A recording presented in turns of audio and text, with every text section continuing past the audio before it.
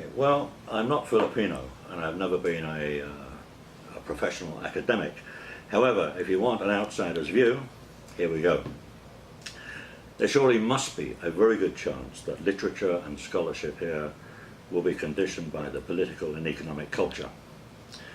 That's to say, if economic life in the Philippines continues to follow the dysfunctional Washington consensus and the export-oriented model, I would hazard a guess that scholarship will continue to largely focus on historical issues, avoiding the elephant in the room. Now, that's not to downplay the importance of history, because that's obviously crucial to the formation of a genuine Filipino outlook and identity. Important though it may be, however, even a very thorough understanding of history is in itself insufficient. That needs to be complemented by a similarly thorough understanding of where the society is at the moment and how it can move on. If the current system is largely unchallenged, few intellectuals will put their heads above the parapet, and those who do will probably be published outside of academia, with little hope that their ideas will be translated into practice in the near future. Finally, those committed to the current model will presumably continue to defend a dysfunctional system. Now, if I'm right, it will require a pretty wide-ranging transformation of popular consciousness, and that will only arise when there is a well-organized, broad movement for social change, and more precisely, for genuine economic development. The same argument, by the way, can be applied to literature. In other countries, various social ills have been identified not just by academics, politicians, but also by writers, by novelists. The obvious example from my own country will be Dickens, although I think his value as an advocate for social change is somewhat overrated. In the USA, Upton Sinclair's The Jungle tore the lid off the deplorable conditions in the Chicago meatpacking industry. And these novels didn't sell to a niche market, they sold in enormous numbers and had a social impact. In Sinclair's case, The Jungle led to new legislation, and by a Republican regime. Now, I suspect that with the development of the kind of broad movement for social change and economic development that I've mentioned, in this country, such writers will be thrown up. Well, do I have a field of expertise? I've written 4 books that have been published in the Philippines, the 3-volume history of the Philippine Left, of which The Lost Vision is the latest installment, the last installment, and The Long Crisis, which was published as an e-book in 2013. And that dealt with the Arroyo presidency, but making the point that many of the perceived ills during that regime were actually symptoms of a much deeper malaise. The failure to break decisively with the colonial past, the failure to embark upon the course of genuine development. The long crisis of the title. Now, if those areas may be said to constitute my field of interest rather than expertise, what would I like to see happen? You can probably guess from my answer to the first question. It's perhaps worth saying that I felt able to write those books because nobody else was doing it. And I think that's a problem for the Philippines. Where are the current equivalents of Claro M. Recto, Renato Constantino? That's not to say that no one's making a contribution, in some cases very valuable contributions. Last year, the Inquirer published a very good piece by Kenneth Cardenas, formerly a UP associate professor, assistant professor, forgive me, demonstrating that an economy based on OFW remittances call centres, condos, shopping malls simply cannot give rise to genuine development. Now, this was extracted from a book entitled State of Fragmentation, of which he was one of several authors, along with Walden Berlioz and others. Now, I meant to look out for that book. Then I forgot all about it, but now I see that it was published late last year. You would think I might have stumbled across the occasional review, but reviews seem to have been confined to a few academic journals, and that's another problem here in the Philippines. Anyway, I'd like to see more work of that nature. I like to see such work reviewed in newspapers, social media. I like to see work of that nature read not just by other academics, but by people who can make a change in the society. Literate workers, labour union activists, political activists, anyone and everyone interested in seeing their country finally pick itself up and stride down the road to development. How could this happen? Well, possibly with the creation of a broad nationwide movement for national development. In both The Long Crisis, my 2013 e-book, and The Lost Vision, the book now being launched, I point out that in party-list elections, over 4 million people vote for parties with a programmatic demand for nationalist development. These are the left party-list groups. And there are other such parties who don't participate in the party-list elections. Now, here they have something they can agree on. The problem is they're often so busy competing with each other and polemicizing against each other that this shared vision is overlooked, hence the lost vision. But think of the potential if these groups and parties were to put their doctrinal differences on hold and come together to form a national movement for genuine economic development, reaching out beyond the ranks of the left, creating a network throughout the archipelago which would disseminate the development message, gradually creating that national vision, that sense of national purpose, which is so lacking.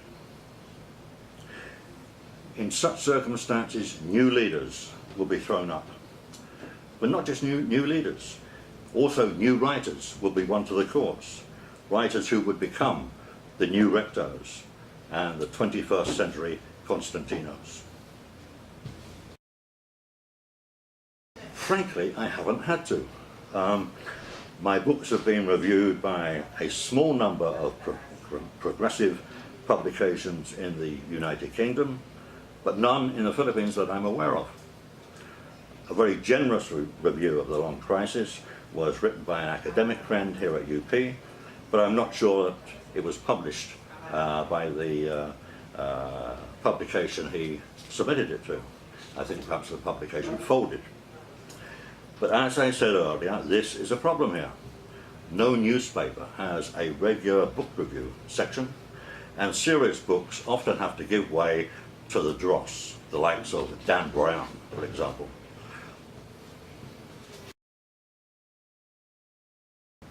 I read e-books on my PC. I don't have a tablet, although I'll probably buy one eventually. I bought very few e-books on each occasion to avoid the mail costs from either the UK or the USA. Of course, two of my own books have appeared as e-books. Forcing the Pace, the first volume of my History of the Philippine Left, was published in print in 2007 and then as an e-book in 2011. And then The Long Crisis was published as an e-book in 2013. Now let me be brutally frank. Sales have been absolutely dismal. And there are reasons for that, apart from the fact maybe I don't write very popular books. A print book is more likely to be reviewed. If it exists in print, you walk into a bookshop and there's a chance, sometimes an outside chance, you will actually see it. If it's an e-book, very often the only people who know of its existence are you and the publisher. And if the e-publisher has no budget for promotion, you're sunk. Now, this is not just a Philippine problem. Last year there was a piece in the New York Times by a guy who was the author of 5 print books, and he was commissioned to write an e-book. Pretty soon he found that he was a Kindle bestseller. But when he checked, he found that a mere 700 sales at $2.99 each was sufficient to achieve that. 700, he should be so lucky.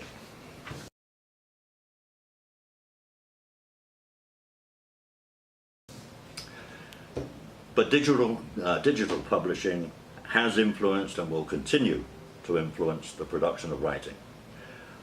You look at the list of free ebooks on Kindle, for example, and apart from the classics, you're largely looking at what used to be called vanity publishing.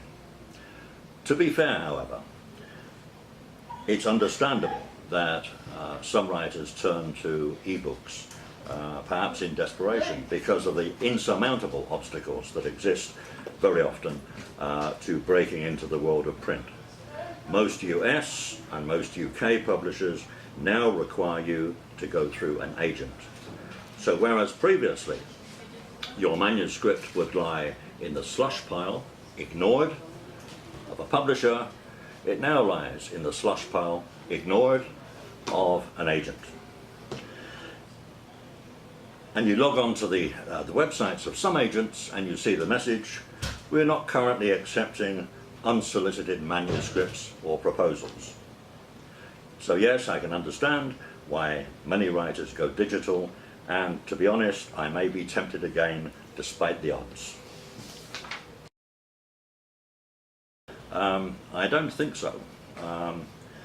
Maybe during the act of writing, yes, but otherwise, definitely no, because if they are unconnected with the world, if they're engaged merely in navel-gazing, that will be of value to no one but themselves.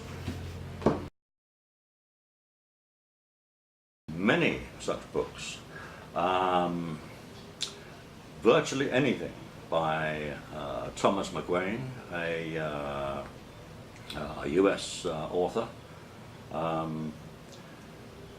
Insurgent Mexico by John Reed. He is famous for 10 Days That Shook the World, his account of the Russian Revolution.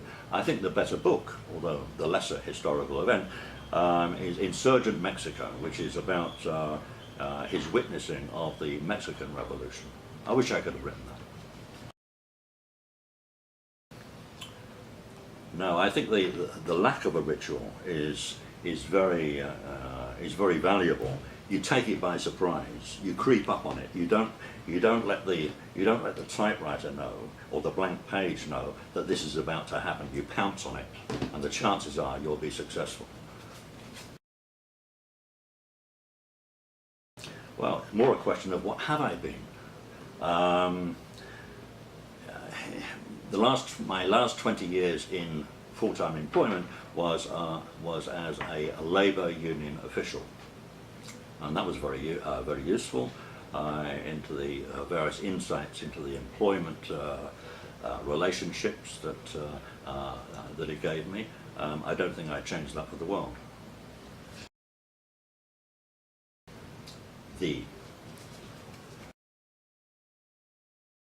These. Writer. I was very impressed when I read the original version published by UP Press of F.H. Batacan's Smaller and Smaller Circles. That will surprise you. But I thought it was highly original. Having a Jesuit priest for the detective, and I've yet to read the expanded version published in New York. But that genre here in the Philippines, I think has distinct possibilities. If you look at the hard-boiled school of crime fiction in the US, very often the authors manage to feed in social comments. They use the genre to comment on the society, and that is possible here. Best scholar, Again, I'm not a scholar, but someone like Walden Bellew, although I wouldn't necessarily agree with everything he says politically, when it comes to the politics of development, I think he is important, and the Philippines needs more scholars and writers of that caliber.